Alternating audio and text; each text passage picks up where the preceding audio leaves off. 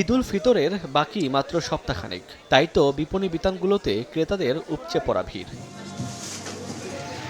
গাইবান্ধা শহরের ইসলাম plaza, Shalimar super market ও পৌর market সহ বিভিন্ন বিপণী বিতানে জমজমাট ঈদ বেচাকেনা। সকাল থেকে গভীর রাত পর্যন্ত ক্রেতাদের আনাগোনায় সরগরম বিপণী বিতানগুলো। মেয়েদের লেহেঙ্গা এবং ইন্ডিয়ান ও পাকিস্তানি গাউনের চাহিদা বেশি বলে জানান বিক্রেতারা। সব জিনিসেরই অনেক দাম বেশি। যে জিনিসটা মনে করেন যে গতবারে 500-র মধ্যে হয়ে গেছে, এইবার সেটা 2000 দিয়ে কিনতে হচ্ছে। গতবারে যা কিনছিলাম তার চেয়ে ডাবল। ছোট থেকে শুরু করে একদম অ্যাডাল্ট মেয়েদের যা আছে সবকিছুতেই দাম বেশি।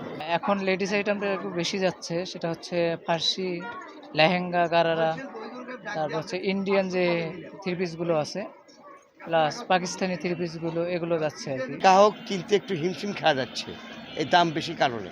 এদিকে বরিশালেও ঈদ কেনাকাটায় জমজমাট শপিং মল।